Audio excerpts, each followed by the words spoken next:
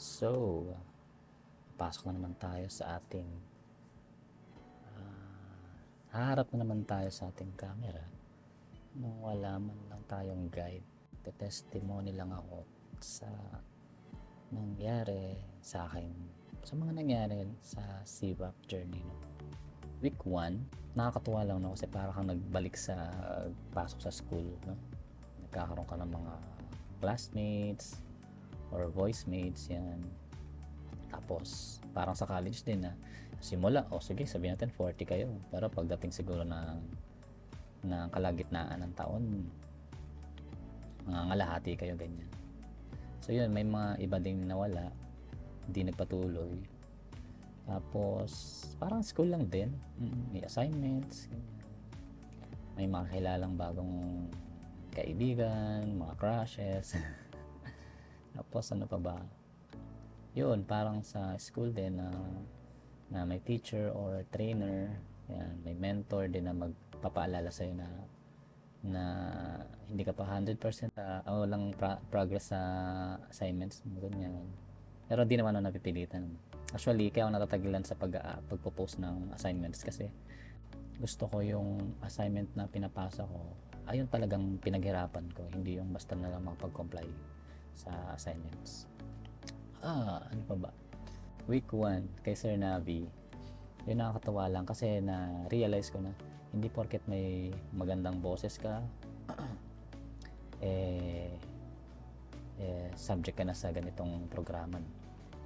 Hindi porket maganda boses mo pwede ka na mag-tag. And then isa pa yung sa kay Doc Oni, pag-volunteer para kahit paano mag-grow yung experience mo, mag-grow ka sa industry ng voice artistry.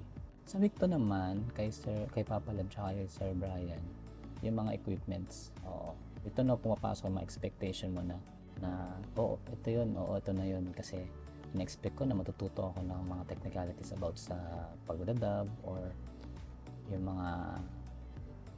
mga way kung paano i-edit yung boses mo, yung mga raw voices o sounds, ganyan. Nakakatuwa lang kasi may interaction sa pagitan ng trainer at saka ng trainee. Sa week 3 naman, kay Ma'am Janine at kay Ma'am Donna, natutunan namin yung sa pag-aalaga ng boses. Unting view sa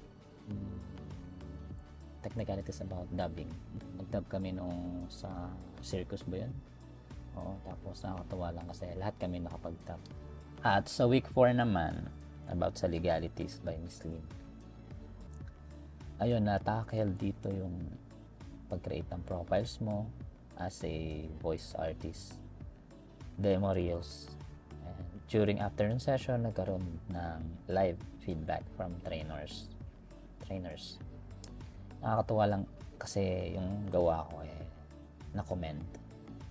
So yun, ang masasabi ko is this program is very life-changing. Na-meet nito yung expectation ko na maliit lang yung makontribute sa self-confidence ko. Hindi nilagpasan pa niya. Ang program na to hindi sapat. Kailangan ng pagiging submissive mo. Parang parang 50 shades lang. Yun, andito sila to persuade you na gawin yung nararapat. Mag-comply at irespeto yung proseso. Na di agad matatapos kung mamadaliin mo. Your output shows kung sineryoso mo ba yung process ng self-growth mo. Ayun lang. Salamat Siva for being part of my life.